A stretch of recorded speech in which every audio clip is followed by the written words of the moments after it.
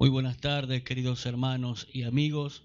Bueno, les pedimos disculpas, tuvimos algún problemita técnico, estamos trabajando ya en eso, pero bueno, la hora avanzó y no queríamos dejarlos con las manos vacías.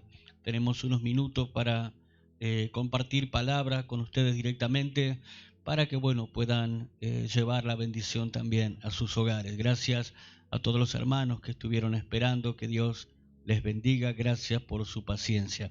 Vamos directamente a la palabra del Señor. Primera carta a Tesalonicenses, capítulo 5. Vamos a ver el versículo 16. Dice de esta manera: Estad siempre gozosos, orad sin cesar, dad gracias en todo, porque esta es la voluntad de Dios para con vosotros en Cristo Jesús. Amén. Oramos al Señor. Padre, gracias te damos, Señor, porque tú estás, Dios mío. Sentimos el respaldo de tu Espíritu. Rogamos ahora en estos minutos, toma el control y el dominio, Dios mío, en el nombre de Jesús. Rendimos, Dios mío, nuestra vida a ti, el gobierno de tu Espíritu Santo en esta casa, Dios mío, en el nombre de Jesús. Amén, Señor, y amén. Bien, vemos algunos consejos de la palabra del Señor y comienza el versículo 16 diciendo: Estad siempre gozosos, orad sin cesar, dad gracias en todo, porque esta es la voluntad de Dios para con vosotros en Cristo Jesús. Amén. Una de las cosas que el diablo quiere justamente es que el cristiano no pueda cumplir con estas cosas. El diablo quiere que el Hijo de Dios esté triste, que el Hijo de Dios se sienta desanimado, porque sabe que de esa manera no le afecta al enemigo. Por eso cuando la Biblia habla del gozo es nuestra fortaleza y es un gozo que es sobrenatural, viene del cielo. Yo recuerdo hace algunos años pasando una batalla tremenda. Mi madre estaba desahuciada, le habían dicho a los médicos que tenía 90% chance de muerte y 10 de vida. No nos daban esperanza, dijeron, ella está muy mal.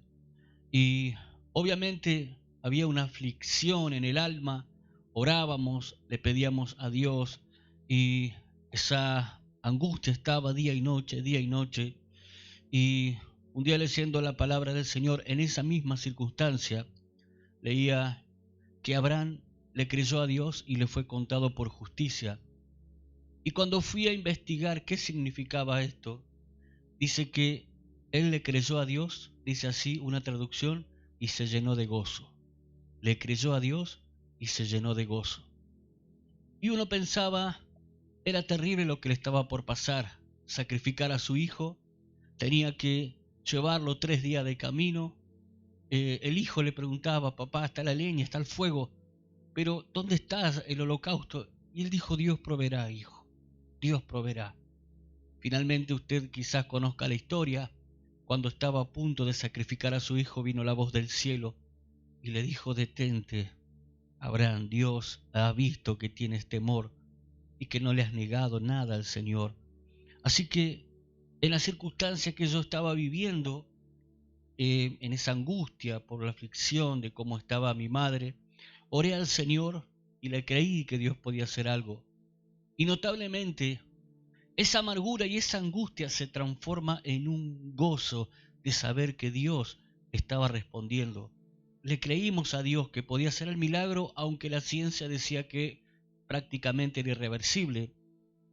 Así que esos días, ese mismo día, cuando fuimos al hospital una vez más, el médico dijo: esto es un milagro, pero está volviendo, está saliendo de todo esto.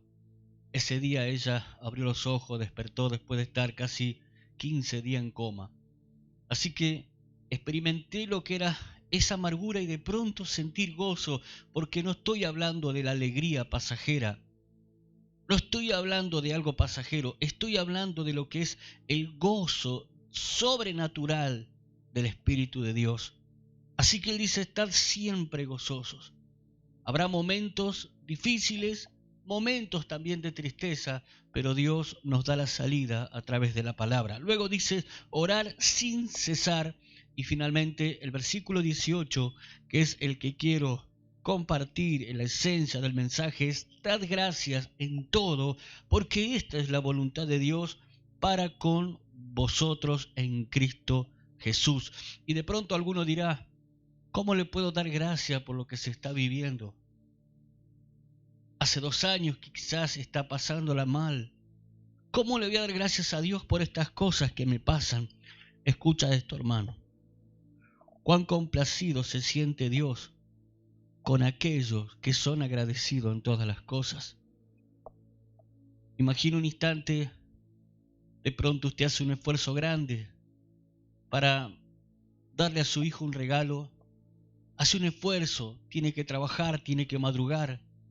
Y de pronto le puede comprar algo y cuando le compra, lo ve al hijo desagradecido diciendo, yo no lo quería de esta manera, no me interesa, no me importa el esfuerzo.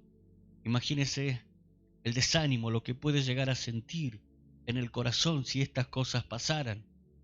Pero qué lindo es cuando hay un hijo agradecido, que aún en las pequeñas cosas puede decirle, reconozco que te estás esforzando, reconozco que trabajás, reconozco tu esfuerzo, gracias por esto que hiciste.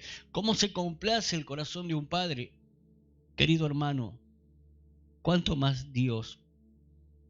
Debemos ser agradecidos naturalmente, porque no solamente por lo que Él hace en el día, sino porque Él envió a su Hijo para salvarnos de la muerte y darnos libertad. Así que debemos ser naturalmente agradecidos a lo que Él hizo por nuestras vidas. Y vamos a ver cuán importante es esto de ser un hijo agradecido. Hemos leído la palabra del Señor. Da gracias en todo. Da gracias cuando las cosas van bien, pero da gracias también cuando no están tan bien. Da gracias cuando eres prosperado, pero también dale gracias cuando no eres prosperado. Es la voluntad de Dios, darle gracias.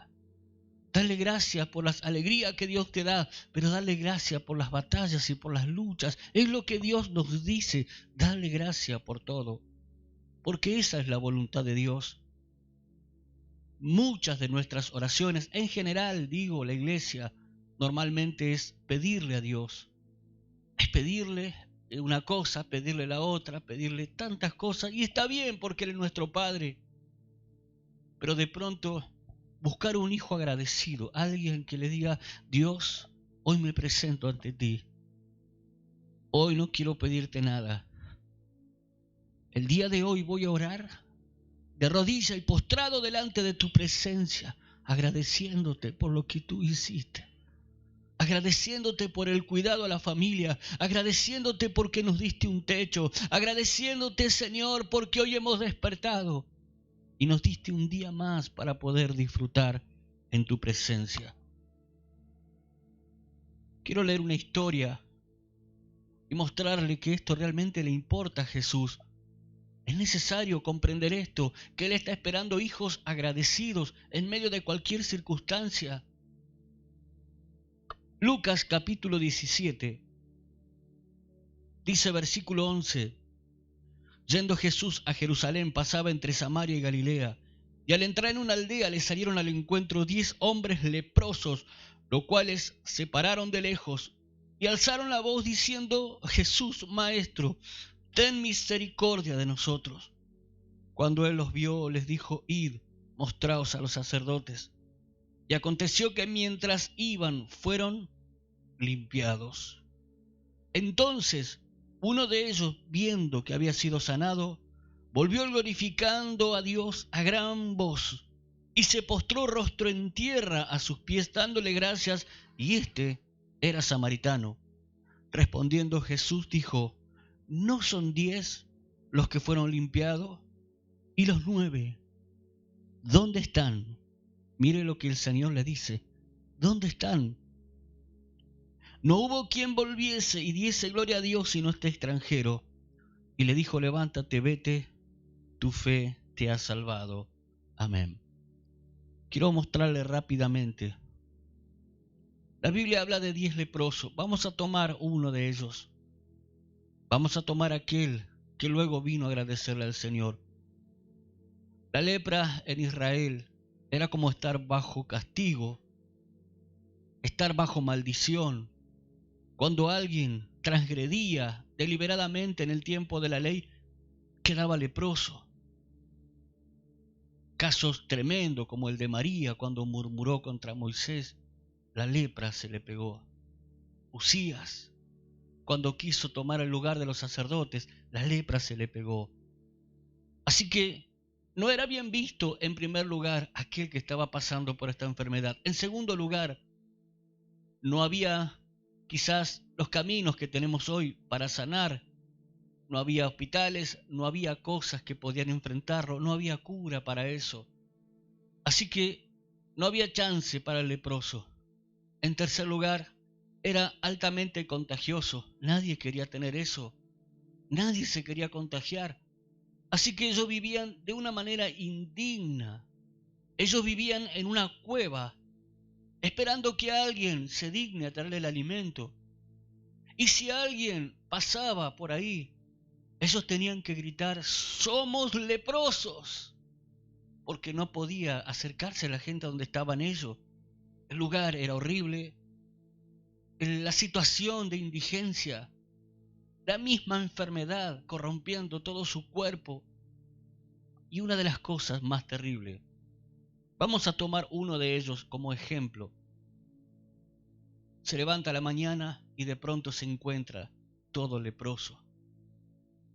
Quizás estaba casado, tenía hijos, tenía familia, pero al encontrarse en esa situación, él sabía que no puede acercarse a más nadie porque los podía contagiar. Así que él tenía que tomar una decisión: huir a las cuevas, huir. Y de pronto ya no poder estar con su familia, con su esposa, con sus hijos. Solo le quedaba recordar, pensar los momentos que ellos podían estar juntos, que podía trabajar, que podía vivir dignamente en un hogar, pero ahí estaban, leprosos, sin ninguna clase de esperanza. Así como un día el Señor nos encontró a nosotros perdidos en el mundo, perdidos en cosas malas, sin ninguna clase de esperanza. Pero dice la historia, para ir concluyendo, que un día Jesús pasaba por ahí y de pronto, cuando los hombres se dan cuenta de quién era, dice así: le salieron al encuentro 10 hombres leprosos, los cuales se pararon de lejos por causa de la ley, no podían acercarse, de lejos. Entonces, dice así la Escritura, y alzaron la voz diciendo: Jesús, Maestro, ten misericordia de nosotros. Jesús le dice: vayan a mostrarle a los sacerdotes. ¿Por qué le dice de esta manera? Porque eventualmente cuando alguien experimentaba una mejoría, el que le tenía que dar el alta era el sacerdote. Tenían que ir y decirle: me encuentro de esta manera, estoy mejorando, no estoy mejorando. Y el sacerdote era quien le daba el alta o no. Así que Jesús le dice: vayan a mostrarle al sacerdote.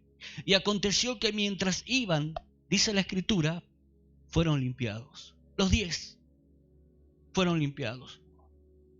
Entonces uno de ellos, viendo que había sido sanado, volvió glorificando a Dios a gran voz y se postró rostro en tierra a sus pies dándole gracias, y este era samaritano. Vamos a continuar con la historia de este que un día se despertó y estaba lleno de lepra. Cuando Jesús le dice: vayan a mostrarle a los sacerdotes, arrancan para ir a mostrarle. Inmediatamente la piel les quedó como la de un niño, porque cuando Dios comienza la obra la termina. Y quizás uno de ellos se detiene y dice: no, ¿cómo me voy a ir sin darle gracias? ¿Cómo me voy a ir si yo no podía hacer absolutamente nada? Estaba en esta condición, lleno de lepra. Estaba lejos de mis seres queridos, lejos de mi casa, viviendo indignamente en este lugar. Y este hombre lleno de misericordia, este hombre lleno de amor, hizo el milagro. ¿Cómo me voy a ir sin agradecerle? Así que 9 agarraron el rumbo y se fueron, pero uno volvió. Uno volvió, dice así la Escritura. Volvió para darle gracias y era samaritano. La Biblia remarca esto. Era samaritano. Algunos teólogos dicen que podía haber sido judío los demás, porque la mentalidad era hora que Dios lo haga. ¿Cuánto mami vas a tener así? Como que Dios tenía la obligación de hacerlo y Él lo hizo por gran misericordia y por amor. Pero este samaritano volvió corriendo diciendo: yo quiero darle gracias, porque ahora voy a poder volver a mis seres queridos, a mi familia, a mi esposa, a mis hijos, poder abrazarlos, poder levantarme a la mañana y estar con ellos, poder disfrutarlo cada día. ¿Cómo no le voy a dar gracias a aquel que hizo semejante milagro? Así que volvió, se postró, le dio gracias. Y respondiendo Jesús dijo: ¿no son 10 los que fueron limpiados? ¿Y los 9 dónde están? Escucha, hermano querido, esto es palabra de Jesús. ¿Dónde están los otros? Si esto lo tomamos como una estadística, es terrible que de cada 10 personas uno solo le dé gracias por las cosas que se viven. Claro que hay un cansancio anímico. Claro que uno no ve el final en todo esto, pareciera que nunca se termina y ya venimos arrastrando. Pero la Biblia dice: da gracia por todo. En las batallas, en las luchas, como hijo de Dios, como gente que conoce a Dios. Jesús le dijo: ¿dónde están los 9? Solo uno vino a dar gracia. Queridos hermanos, quiero concluir de esta manera. Jesús lo miró y le dijo: levántate, vete, tu fe te ha salvado. Es un tiempo de darle gracias a Dios. Aunque muchas cosas no las entiendas, como yo, hay cosas que no las entiendo,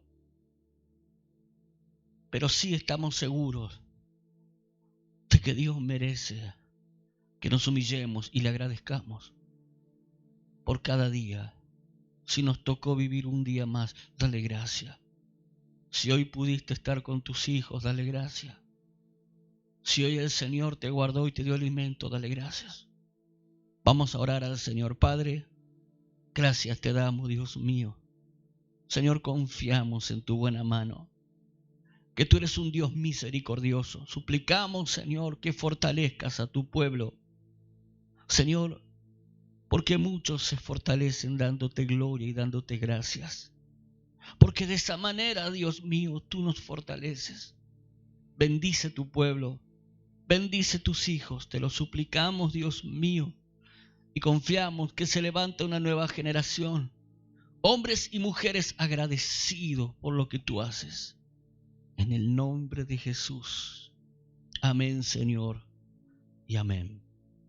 Que Dios les bendiga, amados, queridos hermanos. Gracias por estar, por acompañarnos.